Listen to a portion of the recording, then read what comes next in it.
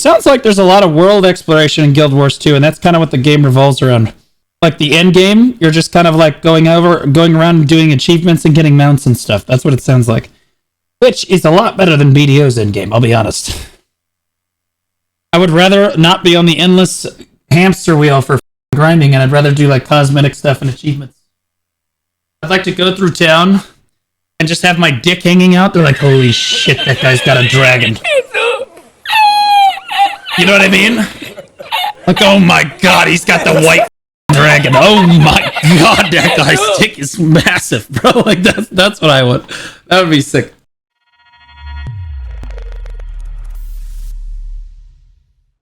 An established MMO. Damn, so this guy makes a lot of content for this game. I don't know, I'll sub to him. No, that offers an immeasurable amount of things to do. This is 6 reasons why I should play Guild Wars 2 in 2025. From fighting giant bosses to chasing down rare achievements. I personally want to see you shotcall in Guild Wars 2. I think I would be a pro at it.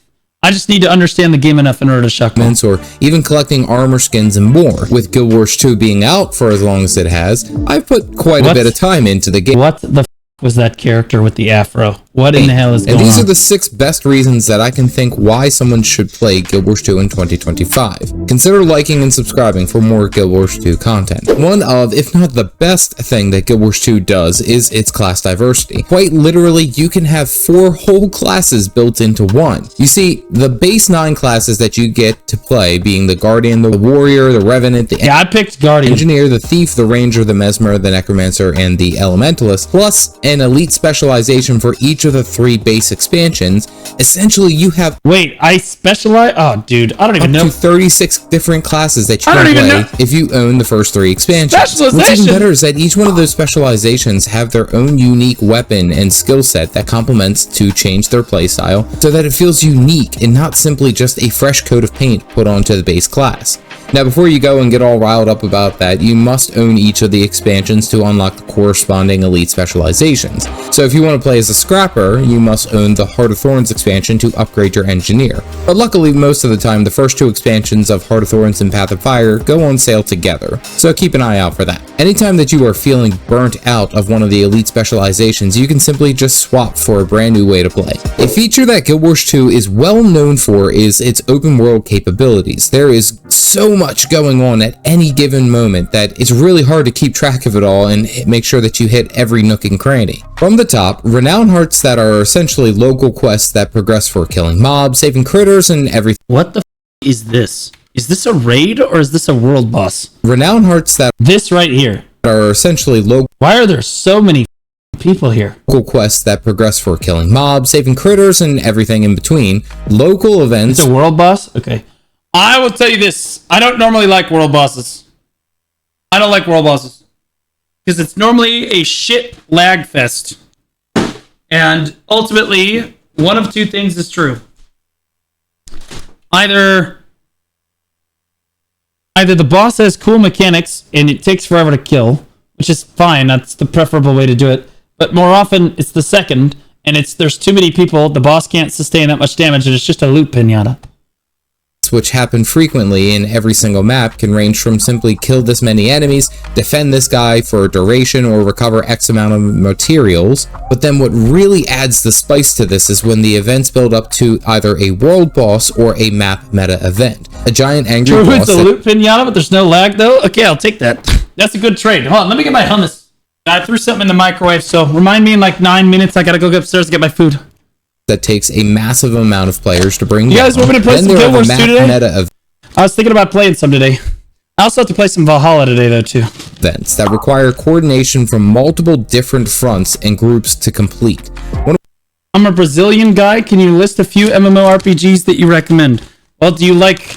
What's the most important thing to you? PvP, PvE, life skilling, open world, discovery, group content? Do you want to play solo most of the time? You got to tell me more. One of my favorites being the Auric Basin map meta event that requires each of the 4 Octavines guarding the temple to be defeated at the same time. If they are not, they reset and it's basically a wipe. That's not even to mention the vistas that offer scenic. I'll be honest with you, the way he described that mechanic, it reminds me of like a Destiny 2 style raid. That's what I want. That's what I've always wanted to experience in an MMO. It's part of the reason I came to MMOs in the first place, and I never have gotten to experience it. Cancer. Views, or even the dreaded jumping puzzles that make you question your sanity. Each map is self-contained in that regard, so it's not just one giant interconnected world, but many different maps offer unique reasons to go and work through them, lest we forget the travel in this game. I could also talk about gliding under this section, but I also wanted to specifically talk about the mounts in the game. Holy moly, the mounts in Guild Wars 2 are the best iteration of mounts in any MMO anywhere. So much so that WoW's Dragonflight expansion basically siphoned the Griffin Flight capabilities, but that's a different story. Most of these mounts are behind the Path of Fire expansion. That's the one I want. I want to roll around like an ADHD spaz kid. But they are essentially unlocked during the main story of that expansion. I love Same that for thing. the Griffin, which requires a hefty chunk of food and a bit of a scavenger hunt. That's not even to mention the iteration of the Sky Scale mount, which is only available either through the Secrets of the Obscure expansion or the Living World Season 4 collection. Both provide a moderate grind to work with and unlock, but they are 1000% worth it because they can basically traverse any kind of map that you come across. You see, each mount has a unique movement capability. Raptor's Leap, Bunny's Hop. No. I think he means Kevin's Leap. But I already got to drive one of the beetle things. There was like a little race thing that I did. I don't know. I stumbled on this weird little race thing where I got to drive one of the dung beetles, which was pretty cool. Or like the little roller dung beetle thing. High jump, skimmers glide over water and sand. Jackals can teleport a short distance and go through portals. There's also the Warclaw mount that is oriented either through World vs. World or Janthier Wilds. The Griffin is like the epitome of falling with style, as it can move incredibly fast. And actually, I want to say that it can cover the most amount of ground the quickest if done correctly. The Sky Scale is basically a giant helicopter. It's not super fast on its own, but it does have quite a bit of control and can climb vertically in a number of different ways. There's also the dragon looks like ass compared to that Griffin. The roller beetle, which is tied to Living World Season 4, I do believe that that one is the fastest mount in the game. However, amen, brother. That's my mount right there. I want people to think that I want to go by people so quickly that they think I'm on cocaine. The problem is that you have to have a straightaway or be an excellent driver, which I am not.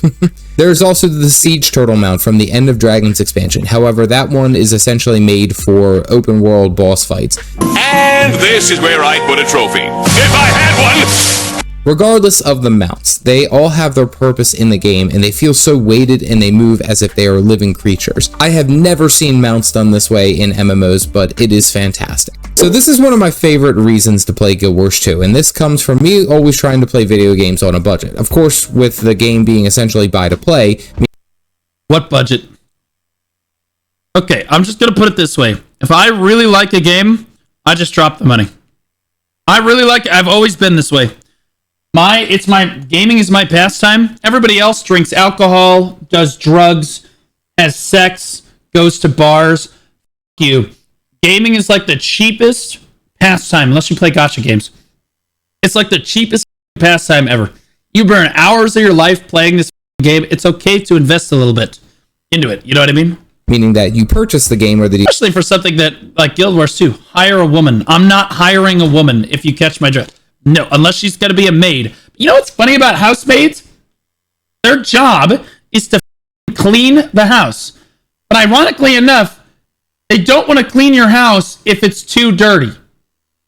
I mean, what the is that? Is it your job to clean the house? What am I paying you for? But if there's like shit laying on the floor, they're like, nah, I'll come back. What? DLC once, and you'll never have to spend another dollar. All they want to do is like push a mop around or some dumb shit. On the game at all, you have tons of replayability. There are, however, lots and lots of different cosmetics and convenience items and other things that you can purchase from their in-game gem store. Stop calling me out. I love my gummies. Gummies are very different than cocaine, I assure you. The experiences. Not that I would know. This really culminates when we talk about buying things like unbreakable gathering tools or perhaps extra inventory spots and more. What I specifically love about Guild Wars 2 is the fact that you can just earn gold in-game, the in-game currency, and then simply convert the gold to gems and use the gems to purchase those cosmetics and other features. Now, before everyone jumps on board and like, oh my god, it's the best thing ever, there are some things that you should know. First is that the exchange is not super lucrative, and it changes frequently as far as prices. Essentially, that. Okay, tell me, Guild Wars 2 player, how much time do you have to play in-game to get, like, $50 worth of gems? How much time does it take you in-game as a free-to-play player to make, like, $50 worth of gems? Anybody know that off the top of their head? A lot? Yeah, I'll just spend the $50. It's fine. 2 years, probably? Are you serious? What? 2 years? 4 hours doing meta events. Okay, see, that's a very different answer. No, okay. All right. I'll figure it out myself. We'll see. To get any of the bigger... Like, I'm not going to spend money if it's, like, instant. ...upgrades on your account, you're going to need hundreds of gold to unlock these. And the gem exchange... That outfit looks like shit. ...prices change from time to time, so it's not always stagnant. Second, this allows you to purchase gems on the store and then convert them into gold, say that you want to buy something else in-game. I would say that it completely removes farmers and bots, but what I love about this here is that there is the player option to grind.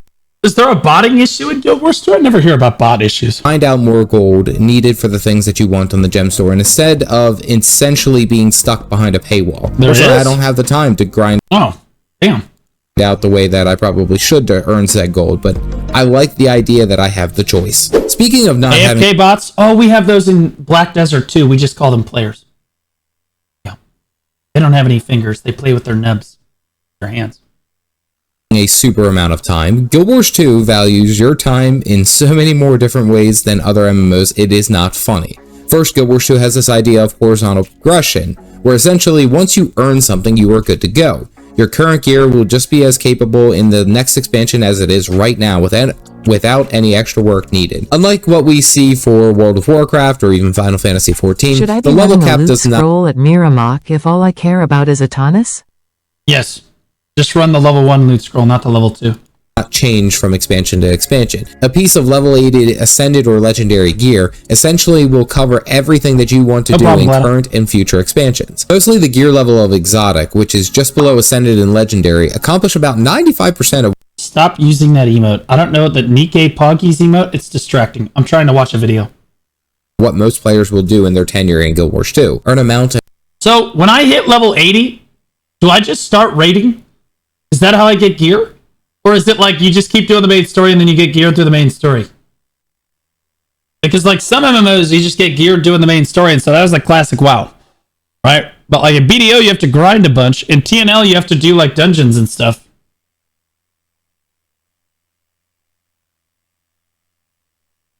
You get gear from the marketplace. And there's no pay to win at all. How the f am I supposed to get geared?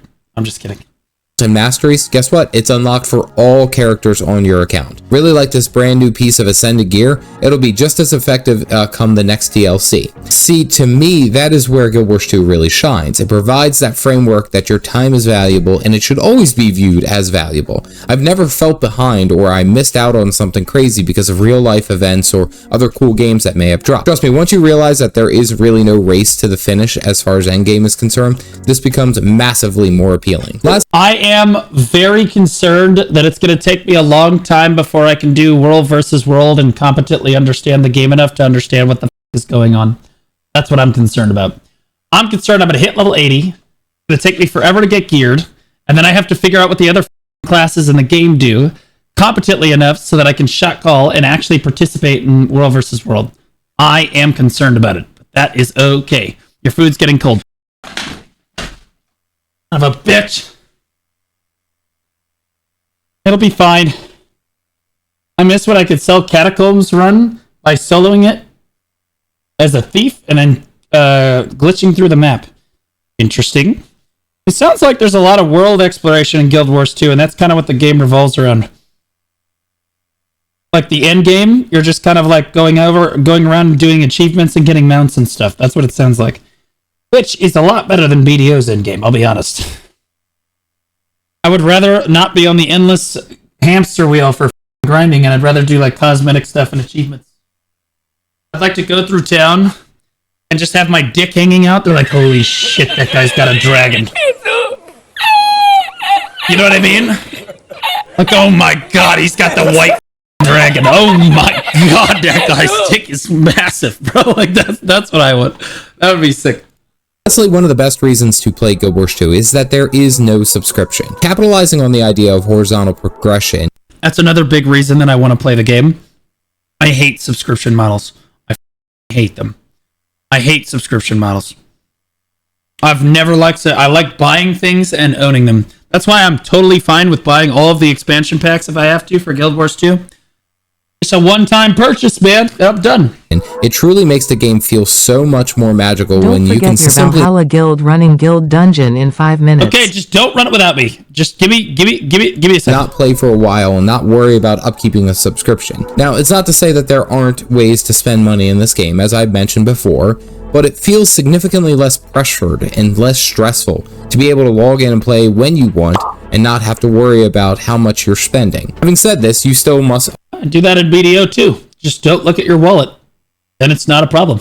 Of course, purchase the game and the expansion DLCs, which I would be lying to you if I said that this wasn't a costly endeavor for a brand new player. But the DLCs, so the expansions as well as the Living World seasons, go on. Have Mighty Teapot teach you? I don't know who that is, but I'm down. If any of the Guild Wars 2 streamers want to collab, sale frequently, so that's something always to keep an eye out for.